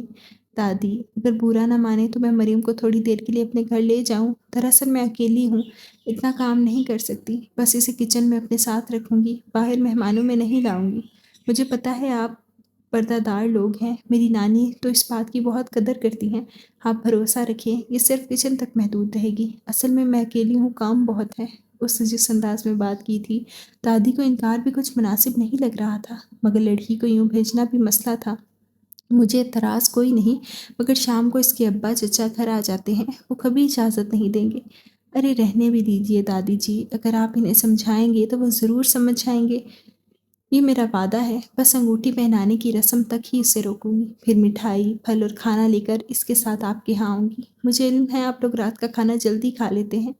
مٹھائی پھل اور تقریب کا کھانا، ان کے گھر کے حالات اتنے اچھے نہیں تھے جو 3 ٹائم کے کھانے کے بعد یہ شوق پورے کر سکتے۔ پھل آتے تھے تو بس گنے چنے سب کے حصے میں آ جاتے، مٹھائی کھائے تو مہینوں گزر جاتے۔ یہ تو مل جل کر رہنے کی وجہ سے سب کام چل رہا تھا۔ دادی کو بینا کے خلوص کے آگے ہار ماننا پڑی۔ بینا نے آ کر مریم کو خوشخبری سنائی، جسے باقی لڑکیوں نے بڑی حیرت سے سنا۔ اس نے اپنے کپڑے شاپر میں ڈال کر بینا کو پکڑا دی اور بولی، گھر میں سے کوئی سادہ سا سوٹ پہن کر آ جاؤں گی، وہیں آ کر تیار ہوں گی۔ تم کتنی چالاک ہو مریم، شائستہ حیرت چھپا نہیں سکی۔ اس کو چالاکی نہیں، ذہانت کہتے ہیں۔ وہ مسکرائی، بینا نے بھی اس کی ہاں میں ہاں ملائی۔ شام کو وہ سادہ سا سبز کاٹن کا سوٹ پہنے، بالوں کو کلپ میں قید کیے، دادی کے حضور سلام کے لیے حاضر تھی۔ اچھا دادی جان، اب میں چلتی ہوں۔ ان لڑکیوں سے کہتے ہیں آج سارا کام خود ہی کر لیں، میرے لیے کچھ نہ رکھیں، میں تو وہاں بینا باجی کے ساتھ کام کرتے کرتے تھک جاؤں گی، پھر ہمت نہیں ہوگی۔ ٹھیک ہے، اور سنو، باہر باورچی خانے میں ہی رہنا، باہر مت نکلنا۔ آپ مجھے ایسا سمجھتی ہیں دادی جان؟ مرد تو دور کی بات، میں تو غیر عورتوں کے سامنے بھی جانے سے گھبراتی ہوں۔ اچھا ٹھیک ہے، اور سنو، اپنے گھر لانے کے لیے جو کھانا اور مٹھائی ہوگی وہ خود ہی نکالنا اور بوٹیاں زیادہ ڈال لینا۔ یہ بھی کوئی کہنے کی بات ہے، میں اچھی والی مٹھائی پھل اور کھانا آپ لوگوں کے لیے سنبھال کر رکھوں گی۔ اور سنو، جلدی آ جانا، ایسا نہ ہو انتظار کرتے کرتے ہم بھوکے ہی سونا پڑے۔ وہ اس بات میں سر ہلا کر چلی گئی۔ اس وقت بینا کے گھر میں اکا دکا مہمان ہی آئے تھے، وہ ڈرائنگ روم میں ہی بیٹھے تھے۔ وہ سیدھی بینا کے بیڈ روم میں آئی۔ بڑی وقت پر آئی ہو۔ بینا گرے سلک پر گرین اور گولڈن موتیوں کے کام کا سوٹ پہنے بڑی پیاری لگ رہی تھی۔ کتنا خوبصورت سوٹ ہے، وہ ستائش سے دیکھ رہی تھی۔ تمہارا بھی پیارا ہے، اور سچ تو یہ ہے مریم، تم جو بھی پہن لو اچھا ہی لگتا ہے۔ میں تو تیار ہوں، تم چینج کر لو، پھر تمہارے بال بنا کر میک اپ بھی کر دوں گی۔ بینا نے اسے تیار کرنے میں 1 گھنٹہ لگایا، اور جب اس نے آئینہ دیکھا تو بے اختیار ہی کہہ اٹھی، ہائے بینا باجی، یہ میں ہوں؟ میں نے کہا تھا نا تم بے حد پیاری ہو، میں دیکھ کر آتی ہوں تبریز بھائی آ گئے ہیں یا نہیں۔ وہ باہر نکل گئی اور مریم آئینے کے سامنے ہی جمی رہی، یہاں تک کہ وہ اندر آیا، عین اس کی پشت پر کھڑے ہو کر ہاتھ شانے پر رکھ دیا۔ اوہ، وہ شرما کر پیچھے ہٹی۔ میں نے شاید ڈسٹرب کر دیا یوں بے وقت آ کر، تم اپنے ہی عشق میں گرفتار ہونے کو تھی؟ نہیں، اب ایسے بھی کوئی بات نہیں۔ وہ جھینک گئی، بہت بہت پیاری لگ رہی ہو، بالکل کسی گڑیا کی مانند، خوبصورت اور معصوم۔ وہ کیا کہتی، مسکرا کر سر جھکا لیا۔ اجازت مل گئی آنے کی، ورنہ میں تو سوچ رہا تھا پر پتہ نہیں آؤ گی بھی یا نہیں۔ آپ نے کہا تھا آنا تو مجھے تھا ہی، اتنا مانتی ہو مجھے، اعتبار کریں مجھے خوشی ہوگی۔ بولو مریم، ساتھ دو گی میرا؟ کسی مشکل سے گھبراؤ گی تو نہیں؟ اب آ کے یہ سوال کر رہے ہیں، ساتھ دوں گی؟ میں نے تو اپنے ہر راستے پر آپ کو کھڑا پایا ہے۔ اس کے معصوم چہرے پر گہری سنجیدگی تھی، اور وہ اپنی عمر سے کہیں بڑی بات کہہ گئی تھی۔ میں نے تمہیں چاہا ہے، اپنے جذبوں میں سچا ہوں، کھرا ہوں، دھوکہ دینے کا سوچ بھی نہیں سکتا۔ تمہیں بہت جلد اپنانا چاہتا ہوں۔ یہ بتاؤ، تم تک پہنچنے کے لیے کیا کیا رکاوٹیں عبور کرنا ہوگی؟ شاید کوئی نہیں، آپ اچھی پوسٹ پر ہیں، اچھی فیملی سے ہیں، بس ایک بات میرے گھر والوں کے علم میں نہیں آنی چاہیے کہ آپ نے مجھے دیکھ رکھا ہے، مجھ سے مل چکے ہیں۔ ٹھیک ہے، میں بینا سے بات کروں گا، وہ کوئی نہ کوئی حل نکال لے گی۔ میرا خیال ہے رشتے کے لیے تمہارے گھر بھی بینا کے والدین ہی آئیں گے۔ کیوں؟ کیا آپ کے گھر والے؟ اس کا دل برا ہوگا، شاید وہ اسے قبول کرنے کو تیار نہیں ہوں گے۔ میرے والد ایکسیڈنٹ میں معذور ہو چکے ہیں، وہ کہیں آ جا نہیں سکتے۔ پشاور میں رہائش ہے ہماری، اور میری 5 بہنیں ہیں، میں اکلوتا بھائی ہوں۔ 5 بہنیں، اکلوتا بھائی؟ اسے جھٹکا سا لگا، سنبھل کر بولی، سب شادی شدہ ہیں نا؟ ارے نہیں، سب مجھ سے چھوٹی ہیں، بڑی 2 منگنی شدہ ہیں، شادی 1 ڈیڑھ سال بعد ہوگی، باقی تینوں پڑھ رہی ہیں۔ بینا کی امی میرے رشتے کی خالہ ہوتی ہیں۔ میرے والد اس فیملی پر بہت اعتماد کرتے ہیں، محبت کرتے ہوئے ہمارے سامنے صرف محبوب کی ذات ہوتی ہے، اور ہم اس پر اپنا پورا اختیار سمجھ لیتے ہیں، آرزوؤں کے محل بناتے ہیں، اور اس میں صرف 2 پیار کرنے والے وجود بستے ہیں۔ یہ تو بھول ہی جاتا ہے زندگی تنہا نہیں، اس میں اور بھی بہت سے رشتے ساتھ ساتھ چلتے ہیں۔ تبریز سے آج کی ملاقات کے بعد وہ خوش تو تھی، مگر رہ رہ کر 5 بہنوں اور معذور والد کا خیال آ رہا تھا۔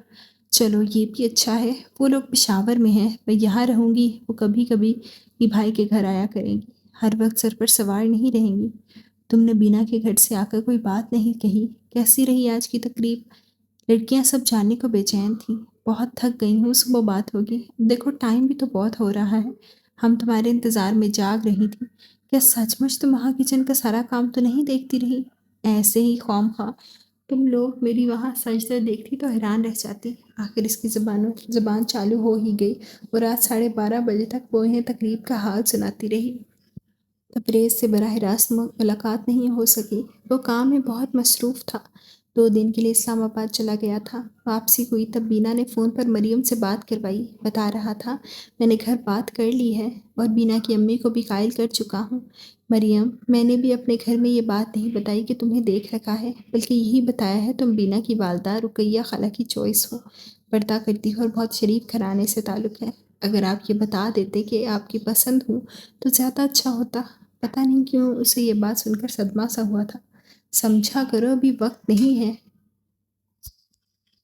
اور پھر تو ہم تو جانتے ہیں نا کہ ایک دوسرے سے محبت کرتے ہیں، ساری دنیا میں ڈھنڈورا پیٹنے کی کیا ضرورت ہے۔ ٹھیک ہے، وہ مان گئی اس کی بات۔ پھر تیسرے ہی روز بینا کے والدین اور بینا اس کے گھر پر موجود تھے۔ شام کا وقت تھا، ابا تایا وغیرہ بھی گھر پہ تھے، ان کی موجودگی میں ہی ساری بات ہوئی۔ اسے ان کی رائے جانے کی سخت بے چینی ہو رہی تھی، مگر کوئی راستہ بھی نظر نہیں آتا تھا۔ وہ لوگ گھنٹہ 1.5 گھنٹہ بیٹھے، ان کے جانے کے بعد سب بزرگ دادی کے کمرے میں اکٹھے ہو گئے۔ یہ میٹنگ خاصے وقت تک جاری رہی۔ تم بہت خوش نصیب ہو، اس ماحول سے دور جا رہی ہو۔ لڑکیوں کی آنکھوں میں اس کے لیے رشک کے جذبات تھے۔ اس میں میری کوششوں کو بھی بڑا دخل ہے، میں نے ہمت نہیں ہاری۔ اگر گھر والے نہ مانے پھر؟ عفت نے دبے لفظوں میں کہا۔ پھر بھی میں آرام سے تھوڑا ہی بیٹھوں گی، کوئی نہ کوئی راستہ تو ضرور نکال لوں گی۔ صبح وہ بینا کے گھر جانے لگی تو دادی نے منع کر دیا، بس اب تم ان کے گھر نہیں جاؤ گی۔ مگر کیوں دادی؟ ارے رشتہ آیا ہے ان کے گھر سے تیرے لیے، اب کیا اچھا لگتا ہے ان کے گھر جانا؟ تو کون سا رشتہ قبول ہو گیا ہے؟ قبول بھی ہو جائے گا، سب سے ناہنجار تو ہی تھی، پتہ نہیں اللہ نے قسمت ایسی اچھی کیوں کر دی۔ اتنا پڑھا لکھا لڑکا ہے، نوکری بھی بہت اچھی، تیرے تایا سوچ رہے ہیں رشتہ ہو جائے، اسے سفارش کروا کر اپنے لڑکوں کو بھی اچھی جگہ لگوا دیں گے۔ اوہ تو بات پکی ہے، اس لالچ کی وجہ سے یہ لوگ کبھی انکار نہیں کریں گے۔ اس کا جی چاہا ابھی 2 3 چھلانگے لگائے اور چیخ چیخ کر اپنی خوشی کا اظہار کریں۔ اے لڑکیوں، میرا رشتہ پکا سمجھو۔ کمرے میں آ کر چادر اتار کر ایک طرف پھینکی اور اعلان کیا، تمہیں کیسے پتا چلا؟ بس چلا لیا پتا، تم لوگ ابھی میری صلاحیتوں سے واقف ہی کہاں ہو۔ بس اب میری شادی کی تیاری شروع کرو، میرے سسرال والے بہت پڑھے لکھے بڑے ماڈرن لوگ ہیں، تم بھی فیشن کے مطابق کپڑے بنوانا اور تھوڑا میک اپ بھی کر لینا، اپنی ہدایتیں اپنے پاس ہی رکھو۔ تم اس گھر سے جا رہی ہو، ہمیں یہاں اسی ماحول میں رہنا ہے، اور زندگی سے ابھی اتنی شکایت بھی نہیں ہوئی کہ اس تقریب کو اپنی آخری تقریب بنا دیں۔ عفت، تم تو بہت ہی ڈرپوک ہو، پتہ نہیں کس طرح جیو گی۔ اس نے افسوس کا بھرپور اظہار کیا، پتہ نہیں تمہارا یہ پڑھا لکھا امیر کبیر دلہا شکل و صورت میں کیسا ہے۔ شائستہ کے کہنے پر اس نے گردن اکھڑا لی اور بولی، ایک دم ہینڈسم، रूबरू, शानदार, बावकार, ये ऊंचा कद, साफ चमकती हुई रंगत और तीखे नैनक्श, तुम्हें कैसे पता? क्या ख्वाब में देखा है? शबाना ने हंसकर कहा। नहीं, उसने ज़रूर बीना के घर इसकी तस्वीर देखी होगी, है ना यही बात? शाइस्ता यकीन से कह रही थी। हाँ, इस बात का तो मुझे ख्याल ही नहीं आया। आखिर वो कज़न है बीना का, इसके घर तस्वीर तो ज़रूर होगी। वैसे एक बात समझ में नहीं आ रही, बीना अच्छी खासी खूबसूरत लड़की है, आखिर उसने अपने कज़न से शादी क्यों नहीं की? इसलिए कि बीना अपने मामूज़ाद में इंटरेस्टेड है और वो भी बीना को बहुत चाहता है और इस वक्त मुल्क से बाहर है। तकरीबन साल बाद चक्कर लगेगा। तुम्हें बड़ी मालूमात है। ज़ाहिर है बीना दोस्त है मेरी, सारी बातें बताती है। तुम पढ़ने चाहती हो, इतना वक्त मिल जाता है इनकी ज़ातियात में दखल दे सको। वक्त ही वक्त, टाइम ही टाइम। उसने कहका लगाया, फिर बोली, पढ़ता कौन है? बीना की नानी बहुत दिन से पेशावर गई हुई है, मैं तो वहाँ सिर्फ बातें करने ही जाती। कितनी चालाक है और दलेर भी। दादी को धोखा देते वक्त डर नहीं लगता? एक ही तो मोहल्ला है, कोई औरत आकर नहीं बता सकती बीना की नानी शहर से बाहर है? फिर तेरा जो हशर होता इसके बारे में ख्याल नहीं किया तूने? मैं अपने आज पर तवज्जो देती हूँ, न गुजरे कल पर रोती हूँ, न आने के लिए वक्त के लिए फिक्र करती हूँ। मेरे लिए जो भी है वो आज है मेरा, और बस। इतनी दलेरी भी अच्छी नहीं होती। अब ससुराल जा रही हो, वहाँ जाकर कुछ अक्ल से काम लेना। ससुराल कौन बेवकूफ़ जा रहा है? मैं तो यहीं रहूँगी इसी शहर में तबरेज़ के साथ। बेशर्म, ये तीनों की आवाज़ थी। लो, इसमें बेशर्मी की क्या बात है? अभी शादी हुई नहीं तो ये हाल है इसका। इफ़्फ़त ने तासुब से देखा। और नाम किस तरह से ले रही है? शाइस्ता को एतराज़ था। तुम लोग तो पागल हो। उससे सीट पर दराज हो गई। बातें तो यूँ करती है जैसे पता नहीं किस दुनिया में पली बड़ी है। इस दुनिया में रहकर भी मैं यहाँ नहीं रही और तुम लोग पूछ रही थी। तबरेज़ का नाक नक्शा मुझे कैसे मालूम हुआ? प्यारी दोस्तों, मैं इससे मिल चुकी हूँ। हैं? कब? कहाँ? सबकी सब सुनने को बेताब थी। पहली बार टीवी स्टेशन पर, इसके बाद घर में, फिर बीना के भाई की मंगनी पर, तो बहुत ही भरपूर मुलाकात हुई थी। तीनों इतनी हैरान थी कुछ बोल ही नहीं सकी। वो बिल्कुल वैसा है जैसा मैं चाहती थी। अपनी गाड़ी है इसके पास, बहुत अच्छी खुशबुएं इस्तेमाल करता है, हर वक्त फ्रेश दिखाई देता है। इसकी कलाई पर बंधी रेस्ट वॉच खासी महंगी दिखाई देती है, और कपड़े तो वो इतने अच्छे पहनता है कि तुम लोग सोच भी नहीं सकती। इसके मुकाबले में हमारे घर के मर्द उतने नफरत से हंकारा भरा, ना उठने बैठने की तमीज़, ना बात करने का सलीका, और लिबास पता नहीं किस दर्जी से सिलवाते हैं। ऐसा लगता है इनका मिशन है जहाँ भी जाए कार्टून दिखाई दे। मैं तो सोच रही हूँ तबरेज़ जब इस अहमक लड़कों से मिलेगा, मुझे ये सोचकर कितनी शर्मिंदगी होगी। ये लोग मेरे कज़न्स हैं, मुझे तो इनसे अपना रिश्ता जोड़ने में शर्म आती है। सादा मिजाज के हैं हमारे भाई, इफ़्फ़त ने धीरे से कहा। सादा नहीं, अक्खड़ मिजाज के हैं। खुद को पता नहीं क्या समझते हैं। इसी गरूर ने इन्हें किसी काम का नहीं छोड़ा। ये समझ ही नहीं सके इनकी शख्सियत में कितनी कमज़ोरियाँ हैं। हर वक्त घर की लड़कियों पर रोब डालते हैं। कभी किसी बाहर की लड़की से यूँ बात करें ना तो मुंह तोड़ देगी। और अब मैं भी किसी से नहीं डरूंगी। हाँ होने की देर है, इन सबको मज़ा चखा दूंगी। रुखसती से पहले इनके दिमाग दुरुस्त करके रहूंगी। बात हो रही थी तबरेज़ की। इफ़्फ़त ने याद दिलाया। हाँ, यही बता रही थी मैं। बीना और इसके भाइयों के साथ टीवी स्टेशन गई थी, वहाँ उसे देखा। पहले मैं उसे अच्छी लगी, फिर वो मुझे अच्छा लगा। नहीं, यूँ कहना ठीक होगा, पहले उसने मोहब्बत का इज़हार किया, फिर मैंने भी कर दिया। अच्छा, वो अच्छा तो मुझे पहली नज़र में ही लगा था। अब ये क्या पता था कि ये शख्स मेरी ज़िंदगी संवार देगा, ख्वाबों को हकीकत में बदल देगा। इतने ख्वाब मत सजाओ मरियम। मर्द सारे एक जैसे होते हैं, पर हमारे मुल्क में हर घर का माहौल तकरीबन हमारे ही घर जैसा है। अच्छा जी, तुमने कितने घर देख रखे हैं? चार दीवारी में कैद हो और क्या बातें कर रही हो? उसने शबाना को अच्छी खासी सुना दी। हमारे माशरे में औरत की आज़ादी को अच्छी नज़र से कहाँ देखा जाता है?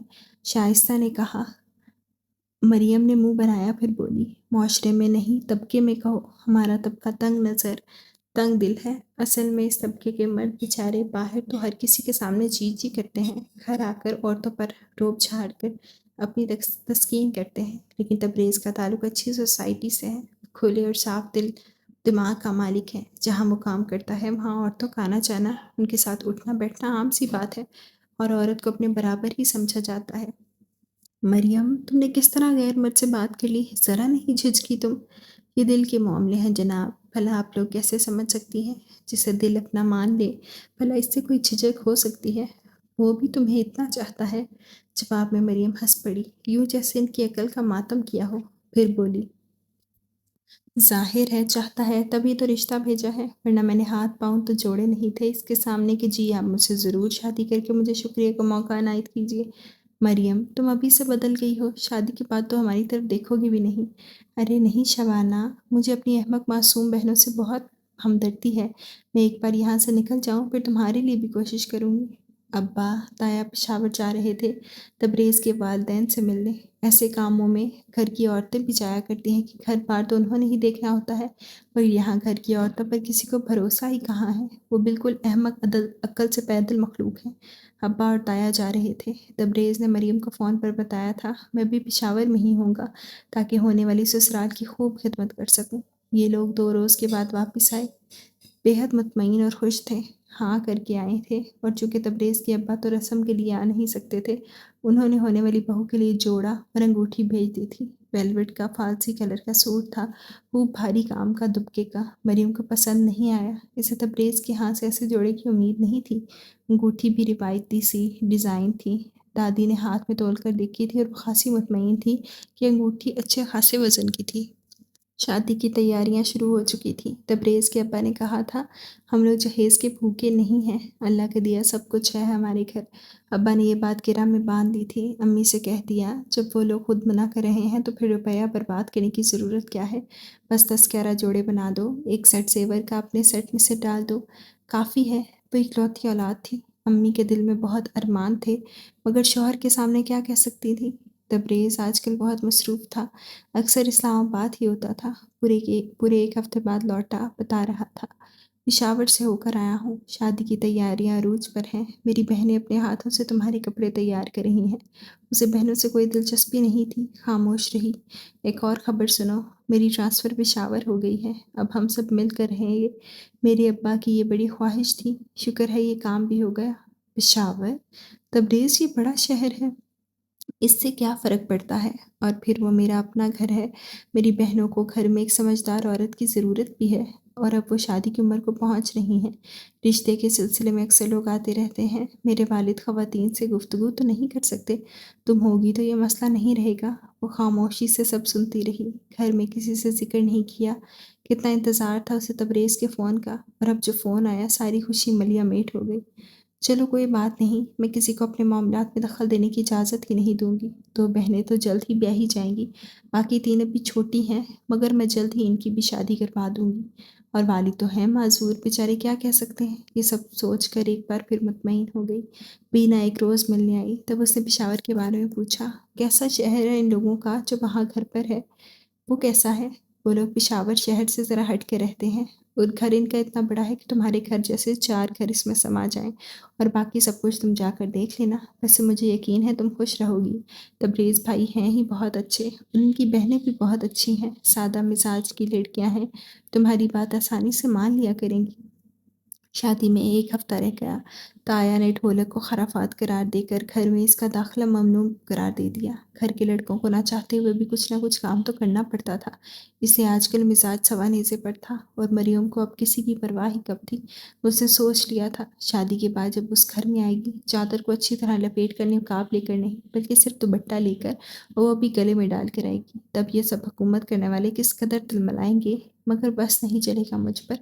بارات میں تبریز کے دوست اور وینا کی فیملی شامل تھی، اس کے والد کی معذوری کی وجہ سے پشاور سے کوئی بھی شریک نہیں ہوا تھا، وہ تو تھی ہی خوبصورت دلہن بن کر اور بھی نکھار آیا تھا، جس نے دیکھا تعریف کی۔ بائی ایئر اسی روز یہ لوگ پشاور کے لیے روانہ ہو گئے، ابھی تو وہ دلہن تھی، اسے سر جھکا کر نظر جھکا کر رہنا تھا، خواہش کے باوجود سر اٹھا کر گھر کا جائزہ نہیں لے سکی۔ یہ میری بہنیں ہیں، تبریز کمرے میں لڑکیوں کو لے کر آیا تھا، اسے سر اٹھا کر دیکھا، کوٹے کناری والے لباس پہنے، بالوں کی 2 چھٹیاں خوب کس کر بنائے، آنکھوں میں ڈھیروں کاجل لگائے، کہیں سے بھی تبریز کی بہنیں نہیں لگتی تھی۔ آؤ میرے والد کے کمرے میں چلو، سلام کر کے دعائیں لے لو۔ تبریز کے والد اس خیال کے برعکس خاصے لحیم شہیم فروب شخصیت کے مالک دکھائی دیتے تھے، انہیں دیکھ کر کہیں سے بھی یہ احساس نہیں ہوتا تھا وہ معذور آدمی ہے۔ سلام کے جواب میں ہنکارا بھرا، پھر بولے، رقیہ پر ہمیں بھروسہ ہے، وہ جانتی ہے ہم لوگ روایت پرست ہیں، عورت کی آزادی کے قائل نہیں ہیں، عورت کی دنیا 4 دیواری کے اندر ہے، میرا بس چلے تو گھروں سے باہر آوارگی کرنے والی عورتوں کو گولی سے اڑا دوں۔ تم چادر اوڑھتی ہو، ہمارے ہاں برقع پہنا جاتا ہے۔ اول تو تمہیں گھر سے باہر کہیں بھی آنے جانے کی ضرورت نہیں، اگر چاہو تو برقع استعمال کرو، گھر کے کاموں پر توجہ کل سے دینی شروع کرو۔ اس گھر میں تمہاری ساس نہیں ہے جو چاؤ پورے کرے، یہ بچیاں ہیں جو تمہاری عمر کی ہیں مگر انہیں اپنی بیٹیوں کی طرح سمجھنا ہوگا۔ باقی یہ جو تمہارا شوہر ہے یہ میرا بیٹا ہے اور میرے حکم کے بغیر سانس بھی نہیں لے سکتا، اس لیے تمہیں ہر معاملے میں مجھ سے اجازت لینا ہوگی۔ جاؤ جا کر منہ دھو لو، میں یہ میک اپ کے نام پر کی گئی خرافات کو پسند نہیں کرتا۔ مریم نے بمشکل سانس لیتے ہوئے اپنی ساتھی کی جانب دیکھا۔ وہ باپ کے سامنے سر جھکائے مؤدب کھڑا تھا۔ میں کہاں سے چلی تھی، کہاں ہوں؟ شاید کہیں سے نہیں، کہیں نہیں پہنچی، میں جہاں تھی وہاں ہوں۔ عورت، ہمارے دیس کی عورت دائرے میں گھومتی ہے، پگلی یہ سمجھتی ہے آگے اور آگے بڑھ رہی ہے، نئی منزلوں کی طرف رواں دواں ہے، مگر دائرے میں گھومنے والے جہاں سے چلتے ہیں وہیں پہنچ جاتے ہیں۔